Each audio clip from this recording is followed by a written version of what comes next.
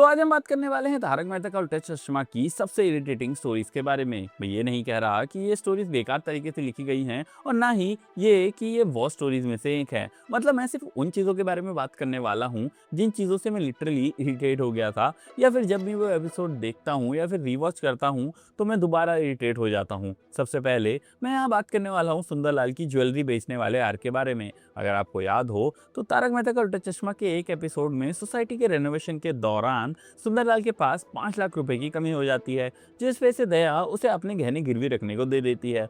लेकिन क्योंकि जेठालाल सुंदरलाल की डायरेक्ट मदद नहीं कर सकता, सुंदरलाल वही गहने बागा की मदद से जेठालाल के पास ही गिरवी रखने को दे देता है, लेकिन टाइम पर पैसे वापस नहीं करता, जिस वजह से जेठालाल उन गहनों को वापस बेचने मार्केट में निकल पड़ता है।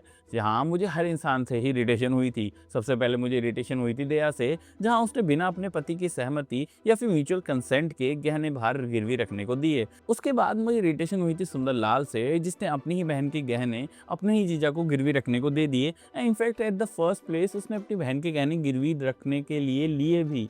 और अगर देखा जाए तो भागा ने भी जेठालाल को बिट्रे ही किया, क्योंकि भागा ने भी जेठालाल को ये नहीं बताया कि वो गहने किसके हैं या फिर वो उन्हें क्यों गिरवी रख रहा है। यहाँ पे जेठालाल के साथ हर किसी ने गेम कर दिया और ये देख के मुझे काफ़ी इरिटेशन हुई थी। इसके बाद जो मैं बात करने वाला हूँ वो मैं जानता हूँ कि आपको भी इरिटेट करेगी। अगर आपको याद हो तो एक एपिसोड में अंजलि तारक मेहता को बाहर का खाना खाते हुए पकड़ लेती है। वैसे तो तारक मेहता का बाहर खाना वैसे ही है, बट स्टिल वो उसे पकड़ लेती है और इस बार कसम देती है कि वो खाने को हाथ भी नहीं लगाएगा। वाइल वो ये कहना भूल जाती है कि वो खाने को खाएगा ही नहीं, वो उससे ये कहती है कि वो खाने को हाथ भी नहीं लगा सकता और उसे कसम दे देती है।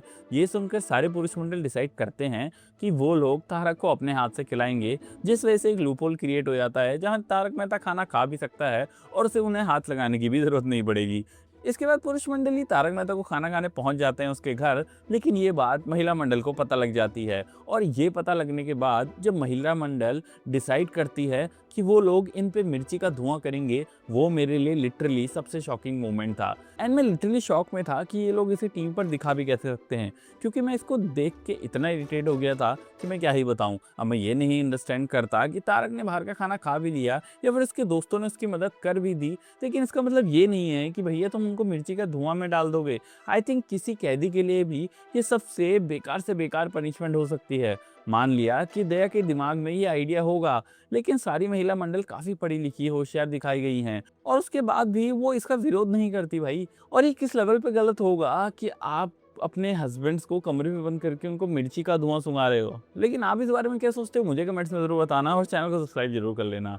अगला आर्क जिस बारे में मैं बात करने वाला हूँ वो है हाल ही में आया हुआ एक रत्नावली वाला आर्क। अगर आपको याद हो तो एक बबीता की दोस्त थी रत्नावली, जो सारे पुरुष मंडल को एक एक पत्थर देती है और उनका टेस्ट करती है कि वो अपनी पत्नी से प्यार करते हैं या नहीं। यहाँ जेठालाल का पत्थर काला पड़ जाता है, जिस वजह से सारे सोसाइटी वाले उस पर शक भी करने लग जाते हैं। हाँ, मैं ये देखकर खुश था कि दया को उस पर भरोसा था, लेकिन यहाँ इरिटेशन इस बात से थी कि अगर लिटरली देखा जाए तो जेठालाल का पत्थर काला भी होना चाहिए था, क्योंकि उसका बबीता के टुवर्ड्स अट्रैक्शन है वो एक मिनी चीटिंग के बराबर ही है। लेकिन फिर भी पुरुष मंडल का टेस्ट लेने का अधिकार महिला मंडल के पास कैसे आया? क्योंकि अगर यही चीज़ पुरुष मंडल ने की होती तो शायद उन्हें बहुत सारा ज्ञान दिया जाता। चंपकलाल बीच में आकर टपक पड़ता और बेफिजूल में पुरुष मंडल को डांटता या फिर उनकी क्लास लगा देता। लेकिन ये ज्ञान तब कहाँ जाता है जब पुरुष मंडल के खिलाफ ऐसी कुछ गलत हरकतें हो रही होती हैं। इसीलिए इस आर्क ने मुझे बहुत ज़्यादा इरिटेट किया था, क्योंकि यहाँ पर जो हो रहा था वो एक टेस्ट के जैसा था। और इससे कुछ एपिसोड पहले ही जब पुरुष मंडल ने महिला मंडल का टेस्ट लेने की कोशिश की थी, तब चंपकलाल ने उन्हें बहुत ज्ञान दिया था। बट इस आर्क में मेरी इरिटेशन सारी महिला मंडल और चंपकलाल से सबसे ज़्यादा थी। और मैंने ये भी नोटिस किया है कि कमेंट सेक्शन में भी आप में से बहुत सारे लोगों को ये आर्क बिल्कुल अच्छा नहीं लगता। तो अगर ये सच है तो कमेंट्स में मुझे ज़रूर बता देना। इसके बाद मैं बात करने वाला हूँ टप्पू सेना वाले पिज़्ज़ा आर्क के बारे में। And I don't understand why they are still called Tappu Sena, क्योंकि भाई ये लोग अधेड़ उम्र के बुड्ढे हो चुके हैं। एंड आई थिंक उनकी उम्र मुझसे भी ज़्यादा होगी और मेरी भी शादी हो चुकी है। भाई इनकी शादी कब होगी ये तो मुझे नहीं पता, लेकिन अगर आपको पता हो तो मुझे कमेंट में बता देना। लेकिन फिर भी इन लोगों ने इस आर्क में कुछ ऐसी हरकत की थी जिस वजह से मैं बहुत इरिटेट हुआ था। हुआ ये था कि इन सब का मन होता है कोरोना के टाइम पे पिज़्ज़ा पार्टी करने का, और ये पिज़्ज़ा पार्टी कर भी लेते हैं और मेहता साहब के घर में पिज़्ज़ा खा भी लेते हैं। लेकिन इन होशियारों ने पिज़्ज़ा का डब्बा मेहता के घर में ही छोड़ दिया, जिस वजह से जब अंजलि को इस बात का पता लगता है तो अंजलि मेहता डिसाइड करती है कि अब वो तारक मेहता को छोड़कर चली जाएगी, which again makes no sense. भाई अगर उसने पिज़्ज़ा खा भी लिया है तो भी क्या हो गया? भाई पिज़्ज़ा खाने से कौन घर छोड़कर जाने की धमकी देता है? चलो फिर भी मान लिया कि तुम अगर घर छोड़कर जाने वाले हो, लेकिन ये तमाशा पूरी सोसाइटी वालों के सामने हो रहा था और ये गधेड़ी सेना इन सबको देख रही होती है, लेकिन सबके मुंह में एक शब्द भी नहीं आता। वहीं डॉक्टर आरती लास्ट में अपने ही बेटे को बेवकूफ़ बना देते हैं, वो भी एक ऐसी मशीन से कि उसके पेट के अंदर की खाई हुई चीज़ देख सकता है। और मैं ये सोचता हूँ कि भाई ये वही बेटा है जो डॉक्टरी की तैयारी करने वाला है, और अगर ये बेवकूफ़ इस चीज़ से पागल बन जा रहा है तो I have no other words. तो अगर आपके पास भी कुछ शब्द हैं गुलाब बेटे के लिए तो मुझे ज़रूर कमेंट्स में बताना।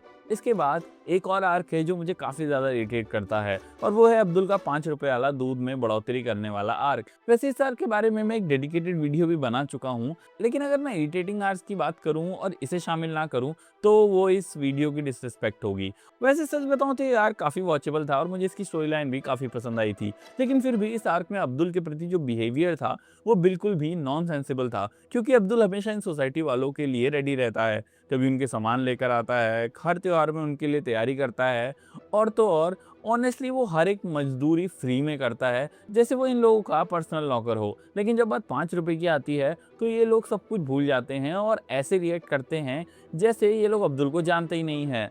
और जैसा कि मैंने पहले कहा था, ये वही सोसाइटी है जहाँ लाखों रुपए आलतू फालतू पार्टीज में खर्चा किए जाते हैं, लेकिन वहीं जिसको ये सोसाइटी का मेंबर कहते हैं, उस मेंबर के 5 रुपए दूध में बढ़ाने के बाद वो लोग इतना परेशान हो जाते हैं कि नया दूध वाला ढूंढ लेते हैं, उसके वहाँ से दूध लेना बंद कर देते हैं और नए दूध वाले से दूध लेना भी शुरू कर देते हैं। और नए दूध वाले से दूध लेना तो छोड़ो, जब उस दूध वाले का दूध चोरी हो जाता है तो सबसे पहले शक भी ये लोग अब्दुल में ही करते हैं। इस अर्थ में सबसे ज़्यादा सेटिस्फाइंग सीन वो वाले होते हैं जब सबको पता लगता है कि ये लोग मिलावटी दूध पी रहे होते हैं। हालांकि उन्हें मिलावटी दूध से बचाने वाला भी अब्दुल ही था, लेकिन फिर भी शुरुआत में जो सोसाइटी वालों का बिहेवियर था अब्दुल के प्रति, उसने मुझे काफ़ी इरिटेटिंग किया था। और सबसे आखिर में मैं बात करने वाला हूँ गोगी के सट्टे वाले आर्क के बारे में। मैं सच कहूँ तो काफ़ी सालों बाद मुझे तारक मेहता का उल्टा चश्मा में एक असली स्टोरी लाइन देखने को मिली थी, जिसमें मुझे काफ़ी मज़ा आ रहा था और मुझे ऐसा लग रहा था कि अब ये शो एक राइट डायरेक्शन में जाने वाला है, क्योंकि इन्होंने लिटरली एक अच्छा टॉपिक उठाया था जिसके बारे में बच्चों को अच्छी नॉलेज होनी भी चाहिए और उन्हें ये भी पता होना चाहिए कि ऑनलाइन बेटिंग के क्या क्या नुकसान हो सकते हैं। इस आप में गोगी फंस जाता है ऑनलाइन बेटिंग के चक्कर में, वो पैसे भी हारता है और अपने माँ बाप से, टप्पू सेना से और काफ़ी और लोगों से भी झूठ बोलता है, और उसके बाद क्योंकि वो सारा पैसा हार जाता है तो वो डिसाइड करता है कि वो सोसाइटी छोड़कर ही भाग जाएगा, और टप्पू सेना उसे ढूंढ कर लाती है और सबके सामने भी ले आती है। लेकिन बाद में हमें पता लगता है कि गोगी एक सपना देख रहा होता है। लिटरली उन्होंने इतना बड़ा आर्क एक सपने में ख़त्म कर दिया। आई थिंक इस आर्क में बहुत ज़्यादा पोटेंशियल था। ये लोग आगे दिखा सकते थे कि गोगी को कैसे सुधारा गया या फिर गोगी कैसे सुधरा, यहाँ क्या क्या नहीं हो सकता था, पुलिस इन्वॉल्व हो सकती थी और ना जाने क्या क्या। लेकिन फिर भी इन्होंने वो किया जो करने में ये सबसे ज़्यादा माहिर हैं, वो है ऐसे आर्ट्स को ऐसे ख़त्म कर देना ताकि बाद में उसका कोई इम्पैक्ट ही शो पे ना पड़े। बट ये तो थी मेरी कुछ इरिटेटिंग आर्ट्स, लेकिन आपको तारक मेहता का उल्टा चश्मा में सबसे ज़्यादा इरिटेटिंग स्टोरी लाइन्स कौन सी लगती हैं मुझे कमेंट्स में ज़रूर बताना, क्योंकि मैं इस वीडियो का पार्ट 2 ज़रूर बताना चाहता हूँ। तब तक के लिए वीडियो पसंद आई तो लाइक कर लेना, चैनल को सब्सक्राइब कर लेना और मैं मिलता हूँ आपसे नेक्स्ट वीडियो में।